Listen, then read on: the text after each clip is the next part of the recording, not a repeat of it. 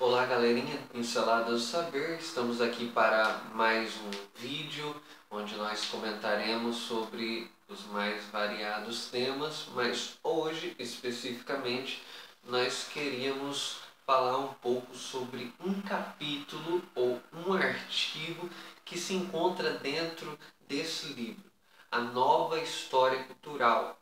A autora e organizadora desse pequeno livro chama Lynn Hunt. Lynn Hunt foi ou é uma historiadora norte-americana. O artigo que eu gostaria de trabalhar com vocês chama A História da Cultura, de Michel Foucault. Foi escrita por Patricia O'Brien. Provavelmente, eu pesquisei no Google, não consegui achar. Provavelmente deve ser alguma colega da Lynn Hunt, que escreveu alguma coisa sobre Foucault. Provavelmente deve ser colega de departamento da faculdade onde ela dá aula.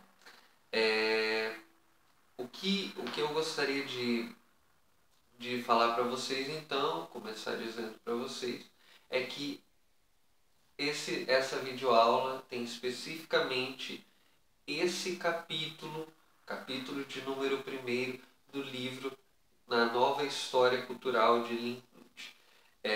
Eu gostaria, antes de começar, então, com uma citação que ela mesma coloca, que eu acho muito importante. É a fala do próprio Foucault, quando ele escreve assim: de minha parte, prefiro utilizar, mais do que comentar, os escritores que aprecio. Utilizar, e não somente comentar.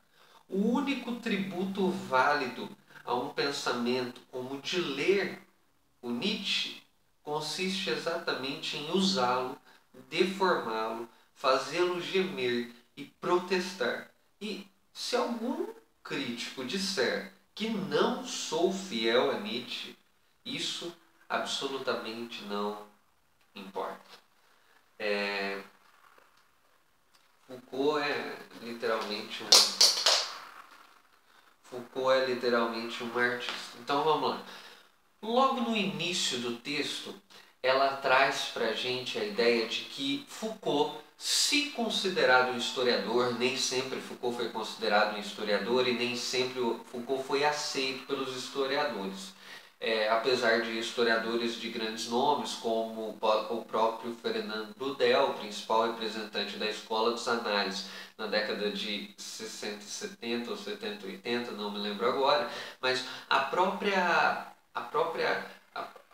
os próprios historiadores, vamos dizer assim, legitimados dentro da historiografia moderna, aceitaram Foucault como um historiador, mas nem sempre Foucault foi aceito como historiador, principalmente pelas suas críticas que as pessoas discorriam sobre ele, devido a ele não ter propriamente uma metodologia específica para ensinar ou para fazer uma historiografia propriamente dita. Então, o que acontece? Foucault, se foi considerado um historiador dentro da historiografia, ele sempre foi considerado um historiador que estava à margem de toda essa questão. Foucault sempre foi tido entre o limiar da história com a filosofia, com a psicologia, ou seja, ele é um ser que se encontra à marginalidade das maiorias das disciplinas, vamos dizer assim, que alguns autores dizem, apesar de Foucault não fazer parte propriamente de uma disciplina de história, nós podemos dizer que Foucault é importante para a disciplina da história. Vamos dizer que ele seja importante como um grande teórico, né? E outros autores até dizem que Foucault foi, se não o principal representante ou o historiador mais importante na década de 60 dentro da historiografia, ou seja, o principal representante da historiografia da década de 60, o principal contribuidor para essa disciplina, não foi os seus conterrâneos nos terrenos disciplinares, e sim alguém que estava à margem, que era o próprio Foucault, entre a filosofia, a psicologia e a história. Outra coisa que ela traz logo no início e que é importante observar, eu acho que isso é fundamental para alguém queira compreender Foucault a partir do princípio ou a partir do paradigma que Foucault apresenta. O historiador, para Foucault, ele não tem que buscar as continuidades, a linearidade, ele não tem que conseguir uma história evolutiva, ele não tem que conseguir propriamente quebra-cabeças que se encaixem um ao outro para formar um determinado caso. Porque a história para Foucault é uma história também do acaso. A história de Foucault é também uma história da não linearidade. A história de Foucault não é uma história que tem como portadora ou como fundamentadora e estruturadora de toda a sua escrita algum paradigma ou alguma essência propriamente dita. A história de Foucault ela não está preocupada nitidamente em achar a origem das coisas e fazer com que a linearidade seja estabelecida até o momento ao qual nós nos encontramos. A história de Foucault é uma história da descontinuidade. Gravem essa palavra quando falar de Foucault. A história de Foucault ele quer encontrar como que acontece essa descontinuidade no decorrer do tempo. É interessante se nós formos pegar, por exemplo, a ideia ou o nascimento dos asilos e todas o hospital psiquiátrico propriamente dito, se nós formos pegar essa questão, como que ele vai dizer assim? Imagine que Foucault é um grande arqueólogo, ele está atrás de estudar a vida daquele sítio arqueológico ao qual ele recorta. Então ele chega num campo, ele recorta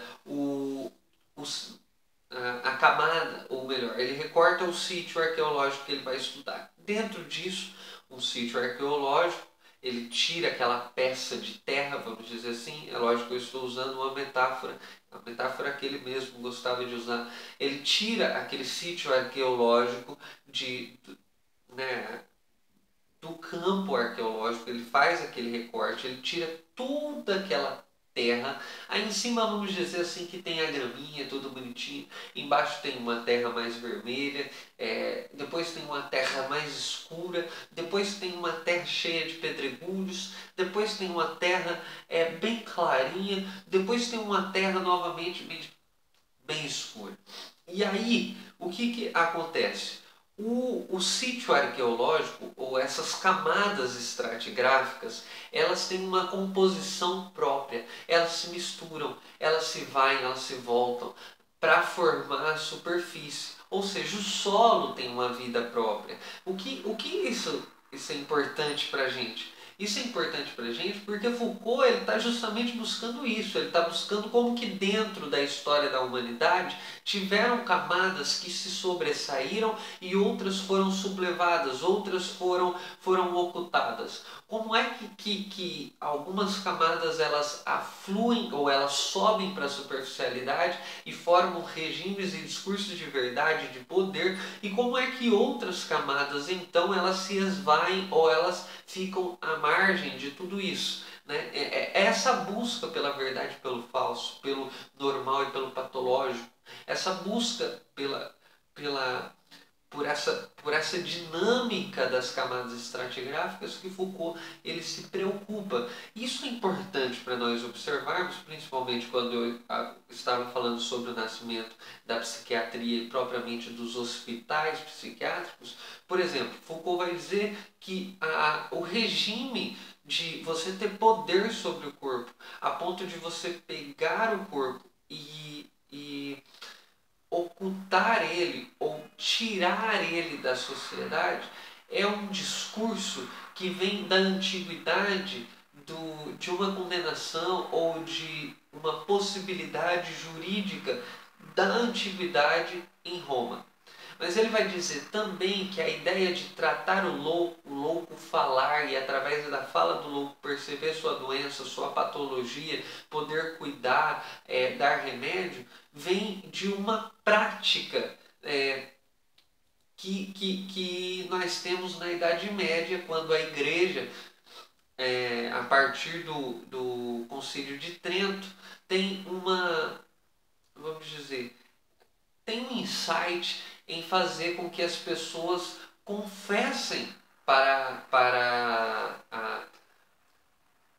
um determinado ser legitimado que está ausente da desrazão, vamos dizer assim, que as pessoas confessem então as suas práticas, ou elas falem sobre as suas vidas, sobre seus pecados, sobre suas doenças espirituais. Então nós temos aí logo já dois elementos que sobem para a superfície no nascimento da psiquiatria, que são elementos, vamos dizer assim, de uma camada estratigráfica que não demonstra propriamente dita uma linearidade, porque as combinações poderiam ser outras, mas acontece exatamente isso. Nós juntamos vários elementos. Juntou-se no nascimento da psiquiatria, por exemplo, um elemento da antiguidade, como o direito jurídico de recrutar pessoas. Juntou-se uma prática religiosa que foi estabelecida como o confessionário, e juntou-se também o nascimento e a hegemonia da ciência propriamente dita, a biologia ou as ciências médicas, que estavam como as ciências verdadeiras desse período histórico, vamos dizer assim. Então, nós temos aí três elementos, as combinações poderiam ser várias, mas por algum motivo, ou vamos dizer assim, pelas configurações das relações sociais, aconteceu que esses três elementos se colocaram na superfície e se destacaram como discursos e regimes de verdade, de poder. Então, interessante nós observarmos que Foucault ele é um historiador das descontinuidades. Outra coisa que eu gostaria de comentar é que em Foucault há vamos dizer assim, uma distinção clara entre o que é uma história geral em oposição a uma história total. A história total nós podemos pensar com as primeiras gerações dos análises, nós podemos dizer que a história total ela angaria para si a economia, a política, a cultura e social, toda a mentalidade, todas as questões sociais elas podem ser estudadas, mas elas recorrem especificamente a uma historicidade unívoca e monográfica, vamos dizer assim. Há uma escrita, ou a todas essas relações, elas recorrem propriamente a um centro, especificamente. Foucault faz uma história completamente diferente. Quando ele diz que faz uma história da descontinuidade, ele não está dizendo de centro de poder. Ele está dizendo justamente o oposto a isso. Ele está dizendo de uma interação dentro dessas relações, são correlações, são dispersão. Essa história ela não tem um centro, ela tem relações, ela tem correlações, ela tem interação entre os eventos, entre as coisas que acontecem, entende? Tem interações, mas não um centro específico. É uma história dispersa e não uma história que recorre à totalidade em um centro determinado. Contrário, é uma história que se forma através de peças de quebra-cabeça que muitas vezes não se encaixam tão perfeitamente assim. Então, diferentes modos pelos quais os seres humanos são transformados em sujeitos, é isso que Foucault está procurando entender. Foucault quer entender como são os diferentes modos pelos quais nós, do Ocidente, nos transformamos em sujeito. A grande contribuição da história de Foucault é uma releitura sobre a nossa própria sociedade ocidental. As outras escolas, quando iam estudar a história propriamente dita, as outras escolas elas recorriam à família, à sociedade, ao indivíduo. Foucault ele não recorre a essas coisas. É interessante que Foucault recorre justamente ao poder.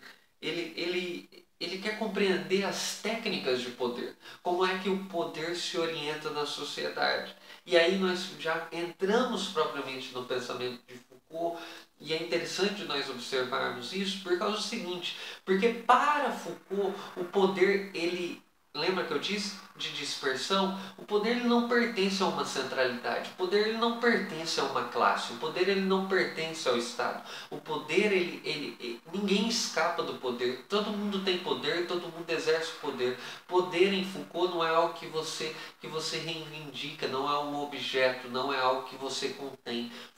Poder em Foucault é um exercício, é uma relação. Poder em Foucault está em todas as relações sociais. Ninguém escapa do poder. O professor e o aluno ambos são constituídos ou estão inseridos dentro do poder. É interessante nós observarmos porque então dentro dessa concepção, para Foucault, observe isso, poder não pertence a uma classe específica, hegemônica, burguesa ou algo do tipo. E também, para Foucault, poder não está em um determinado local, nas grandes instituições políticas. Não, poder não está somente nesses lugares. Esses lugares podem ter um aglomeramento maior de poder, pode-se exercer poder com mais facilidade, ok, mas o poder ele aflui pela sociedade, onde há relações sociais, há relações de poder. Então, o poder existe como, olha só a frase do Foucault, ou melhor, do artigo da Patricia O'Brien. O poder existe como uma rede infinitamente complexa de micropoderes, de relações de poder que permeiam todos os aspectos da vida social. Aí ele vai dizer, ele vai tentar então entender como é que a verdade é criada por esse próprio poder, e o poder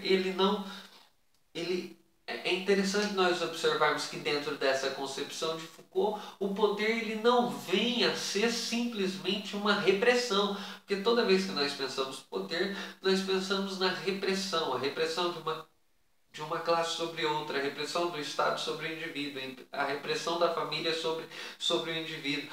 Todas as vezes que nós pensamos poder, na maioria das vezes nós pensamos exatamente isso. E vem Foucault e diz assim, não, o poder ele não é só repressão, o poder ele cria. Ele cria verdades, ele cria regime de verdades, ele cria discurso de verdade, ele cria superficialidade, ele monta vamos dizer, essa superficialidade das camadas estratigráficas que sobem, que afluem para a superfície a fim de formar uma verdade específica. Isso é importante para nós observarmos, porque o poder então não está somente num estado, o poder é múltiplo, ele está na multiplicidade dos movimentos. Ou seja, muitas pessoas criticavam Foucault, dizia que Foucault não tinha uma metodologia específica, quando na verdade o que eles estavam querendo dizer é que Foucault não tinha um sistema. A filosofia de Foucault não era uma filosofia de sistema como Hegel. A filosofia de Foucault não era uma filosofia de sistema como a de Marx. A filosofia de Foucault ela não tinha propriamente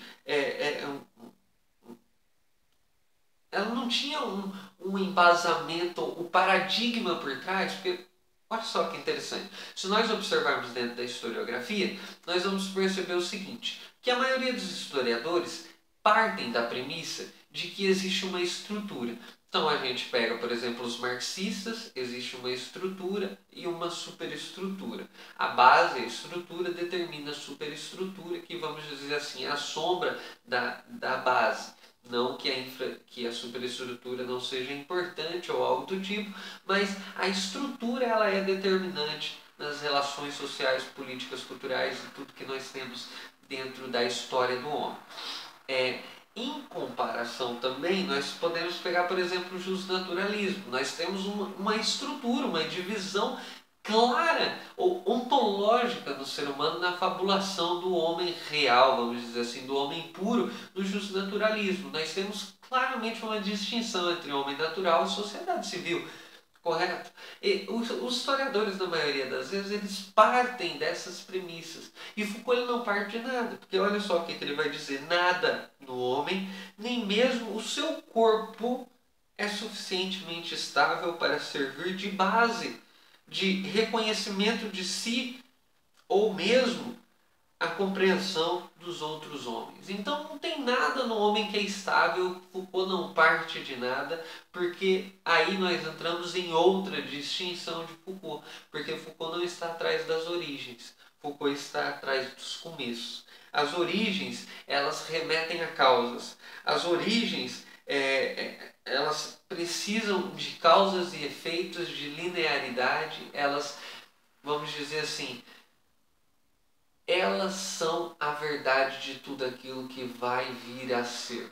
Então você achou uma origem, você acha o fundamento e você acha a natureza de todo o desenrolar histórico. Basta você fazer o caminho inverso e você chega em uma origem que demonstra a substância do evento, do fato, da sociedade, do fenômeno ao qual você quer estudar. Em compensação, os começos não. Os começos eles só acontecem pelas ocasiões em que acontecem as diferenças. Os começos eles só acontecem pelas ocasiões acidentais da existência e da vida. O começo é a busca por detalhes, sabe? Estudar o poder por esses discursos, estudar o poder por esses regimes discursivos aos quais Foucault está dizendo para nós,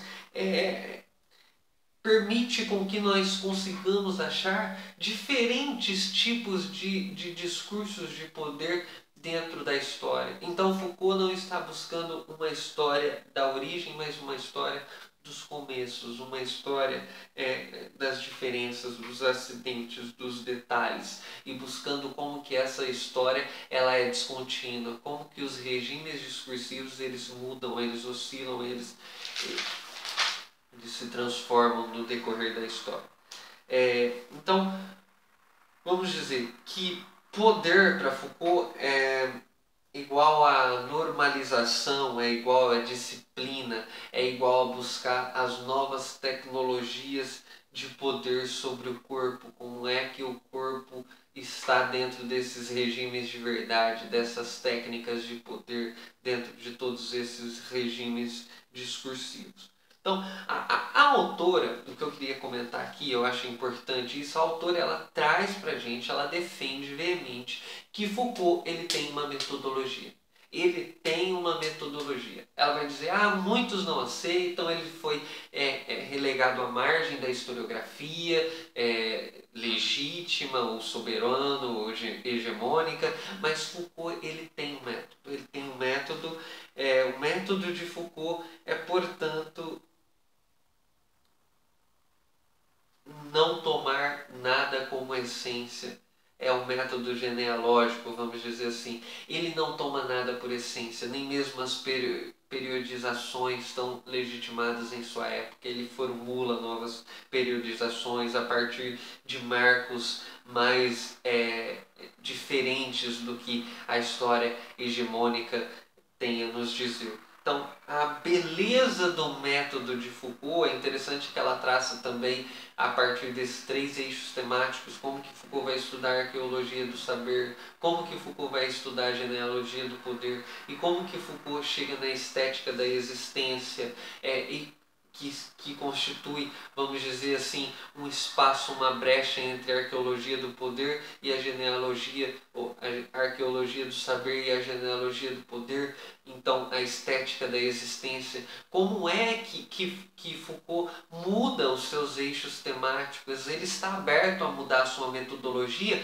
porque ela vai dizer, esse é um método Foucaultiano, é a beleza do método de ter qualquer método, mas não qualquer no sentido de qualquer um, mas estar aberto a estudar e a chegar em outros métodos. Ela vai dizer para a gente, e isso é importante, porque assim como Foucault diz que é necessário o pensamento nietzschiano não ser usado estritamente por um comentador ou ser usado como uma essência integralmente, mas que você pode pegar a filosofia nietzschiana e usá-la em seu favor e esgarçá-la e fazer aquilo que você pretende fazer com ela ou aquilo que a sua interpretação faz com a filosofia do autor. Ela diz que um bom Foucaultiano não é um Foucaultiano estritamente Foucaultiano, mas ele se utiliza do método de Foucault, justamente para fazer esgarçá-lo, gemer, para fazer com que o pensamento de Foucault não fique unívoco, não seja tomado como uma essência, mas que possibilite, vamos dizer, esse esgarçamento do seu pensamento a fim daquilo que você deseja fazer. Realmente o discurso de Foucault e a filosofia Foucaultiana, e vamos dizer a historiografia Foucaultiana, se é que nós podemos dizer de uma historiografia Foucaultiana, ela não agrada, não é palatável, não agrada aqueles que têm uma obsessão e uma tara pela verdade, né? Porque Foucault vem justamente dar um passo atrás de tudo isso e questionar tudo isso que a própria historiografia, todas as ciências humanas hegemônicas tende a nos dizer. Gente, esse é um vídeo curto, rápido, espero que vocês tenham gostado. Falei rápido porque tinha muita coisa e iria acabar complicando na hora da edição e também na duração do vídeo. Então eu espero que vocês tenham gostado, prestem bastante atenção. Até o próximo Pinceladas do Saber e é hora de dar tchau!